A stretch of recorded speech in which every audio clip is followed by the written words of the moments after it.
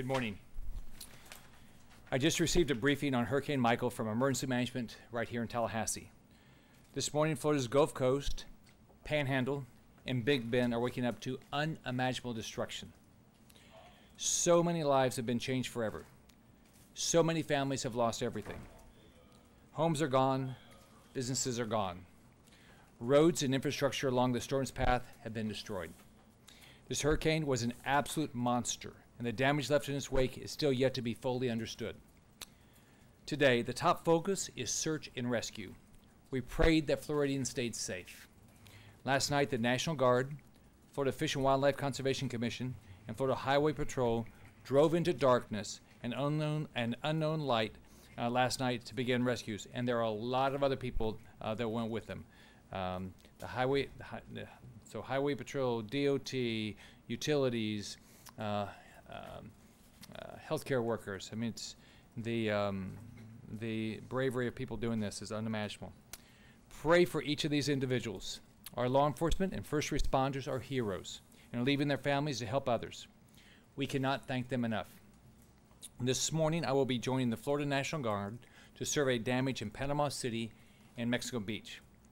The Florida Department of Transportation is leading a massive effort this morning with dozens of crews to clear debris along critical roadways so first responders, National Guard, medical personnel, food, water and supplies, and utility workers can get to where they are needed.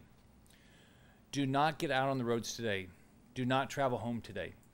Roads are not open, and you will not be able to get home if you live in or near the coast. I know this has to be very, very frustrating. I know you just want to go home, you want to check on things, and begin the recovery process. We are working as quickly as possible to make that happen. But first, we need your help, your patience, and your understanding that before you return, we have to make sure things are safe. And law enforcement and rescue workers are able to save lives. This also applies to families that sheltered in place. If it is not safe to leave your house, don't leave it. Don't take a chance. Listen to local officials. Do not go out and explore the damage. Let the professionals do that. You will only put your own life and the lives of others at risk if you venture out onto unsafe roads. Again, if you and your family made it through the storm safely, which I prayed that you did, the worst thing you can do now is to act foolishly and put yourself and your family in danger or keep law enforcement and rescue workers from saving somebody's life.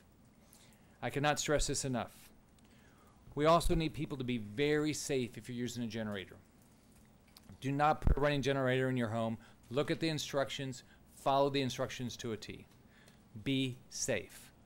Following the landfall, I requested that President Donald Trump issue a major disaster declaration to allow federal resources to flow quickly into the impacted communities. I spoke with the President before landfall yesterday and again just a few minutes ago, and he is committed to make every federal resource available to help the recover. I was also briefed by the U.S. Coast Guard yesterday. They were pre-positioned in Tampa and Mobile with critical assets and resources during the storm and will be deploying for a response. The Coast Guard last night ran 10 rescue missions through the night, and they have already saved lives. I spoke with the Department of Homeland Security Secretary Kristen Nielsen this morning.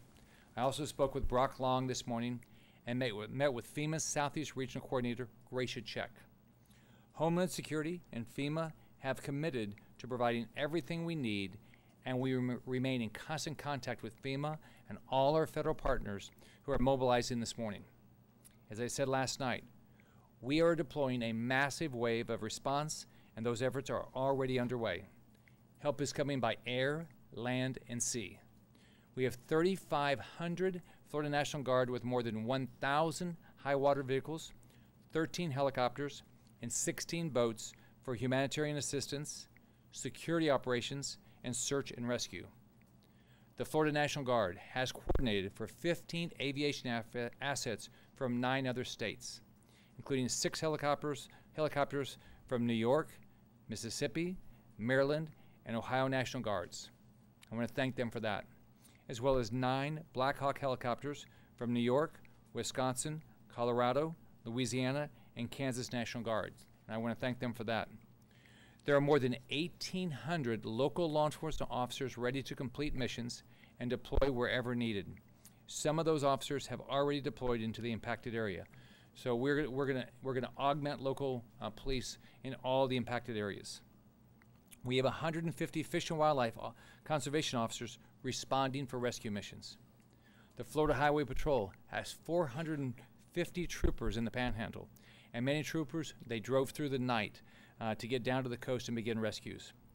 There are more than 1,000 search and rescue personnel with 5 fire engine strike teams, 7 swiftwater rescue teams, and incident management team from the Florida Forest Service.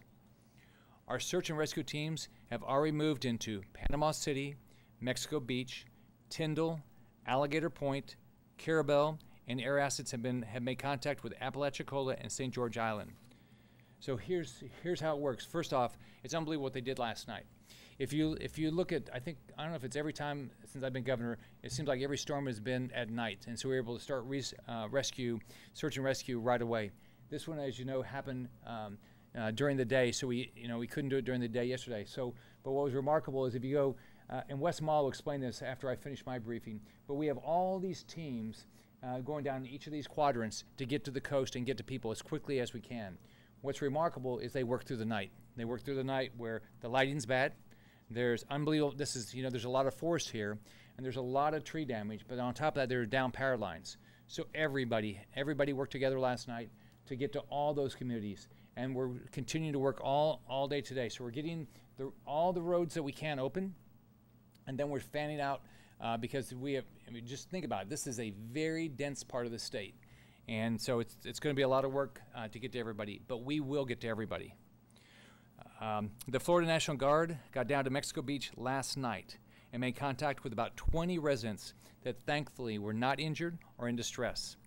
These soldiers also linked up with local law enforcement, and they're continuing their mission.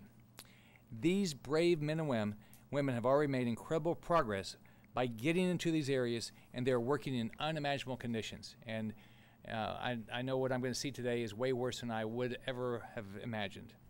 The Florida Department of Health has 80 ambulance strike teams and 400 ambulances to support search and rescue operations, healthcare facility evaluations, and local EMS augmentation. We have 2 hospitals that are down in Panama City, and the state health officials are actively working to evaluate those hospitals, provide critical care to patients. I spoke with the individuals responsible for those hospitals, and they're very appreciative of the efforts all night long to evacuate critical patients, and I know we're working efforts today to get the patients out of there. And then I want to thank everybody that's helping open up temporary facilities to take care of our injured. Department of Health has 50 nurses to staff special needs shelters, 3 federal disaster medical assistant teams with 105 staff, 1 hospital augmentation team from the International Medical Corps, which includes 50 nurses, 2 hospital emergency department teams, and 1 emergency hospital.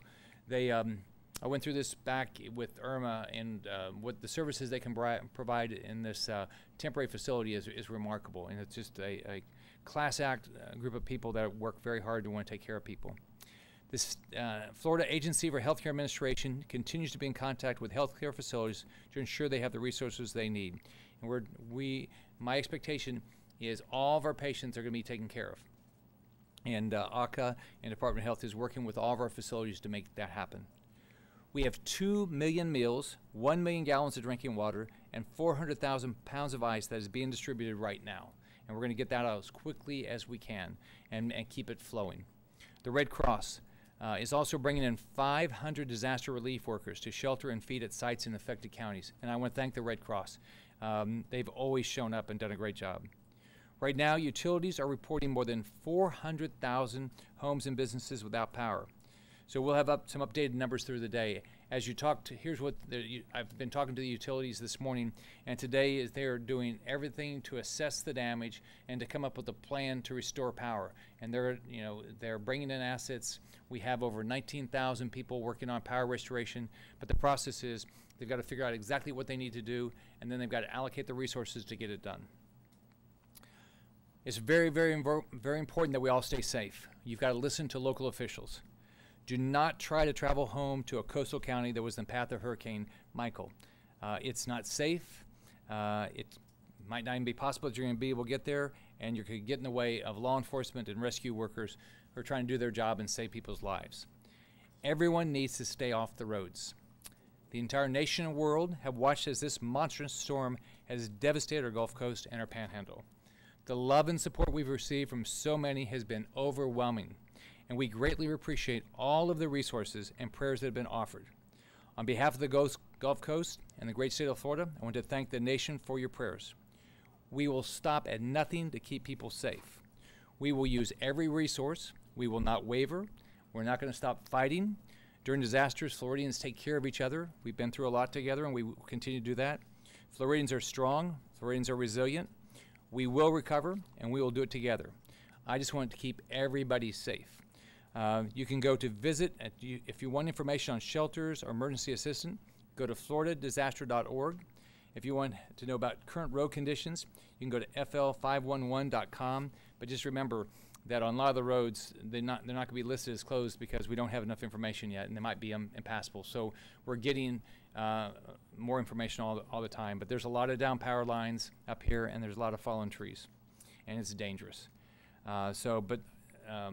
Everybody who's, DOT, forestry, everybody's working hard to get our roads open.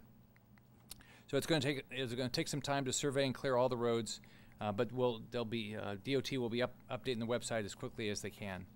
You can call the State Emergency Information line for assistance. It's 1-800-342-3557, 1-800-342-3557. You can also get information at FL CERT or FL Gov Scott on Twitter for live updates. El huracán Michael fue una tormenta muy peligrosa. Escuché a los oficiales locales. Muy importante. Escuché a los oficiales locales y mantenga a su familia a salvo. Tenemos un esfuerzo masivo de respuesta para ayudar. I'll be glad to answer any questions. And again, when I finish, Wes will come up and explain the map. And I think everybody has one there. You mentioned a number of internet resources and places to find information, but the problem is that even here in Tallahassee, cell phones are not working. There's no power. How do people learn anything? Yeah, we're working. We're working to get we're working to get the power back on. We've been talking to the telecom providers to get them back up. We're going to do it as quickly as they can. But for those that do have it, this is where you can get information. But we're working hard to get it all up. Governor, you said something about air assets got into St. George Island. Did you get any report as to, did they find people there? Did they rescue people there? So what we know so far is that there didn't appear to be any significant issues there, but you really don't know all the information until you're on the ground. I just know that you were concerned about that yesterday. Yeah, because I know this thing came up fast. I know that we haven't had a lot of storm surge in the past. That people have had that experience, and I know that it picked up speed at the end. But I was really concerned about the people that, of course, didn't. So.